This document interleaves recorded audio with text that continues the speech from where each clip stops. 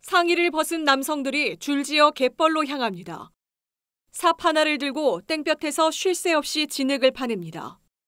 흙더미에 빠져 죽고 도망치다가 맞아 죽고 인간 이하의 취급을 받았던 서산 개척단입니다.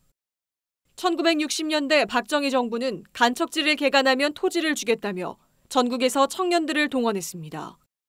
국가는 이들을 사회 부적응자로 낙인 찍는가 하면 처음 보는 남녀를 강제로 결혼시켜 정착하게 했습니다.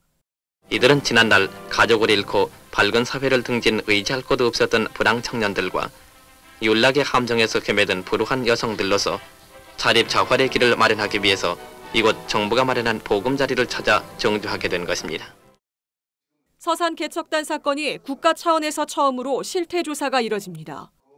국가인권위원회는 지난 28일 상임위원회에서 해당 안건을 의결하고 서산 개척단 사건 전반에 대해 용역을 시행하겠다고 밝혔습니다. 조사 결과를 통해 오는 8월 토론회를 열고 특별법 제정 등을 추진할 계획입니다. 서산 개척단 사건 실태 파악 및 피해자 구제 방안 마련을 위한 실태조사 실시에 대한 의결을 마친 상태고요.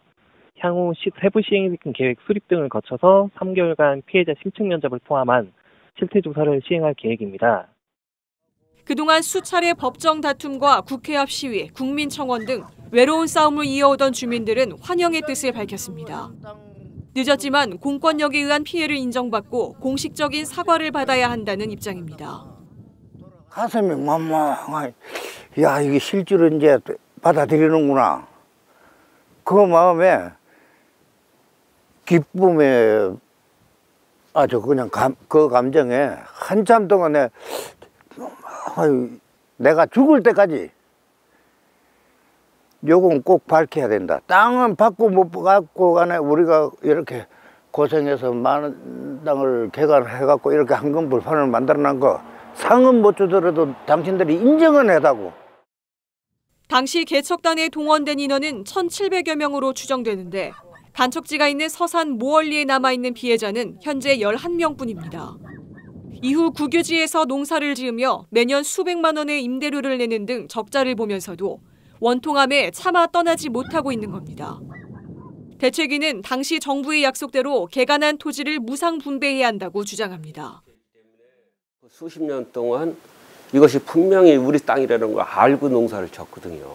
그리고 개척을 하고 개간을 했는데 이제 와서 국가가 국유화 시켜놓고 강탈한 거지, 강제로 강탈한 겁니다.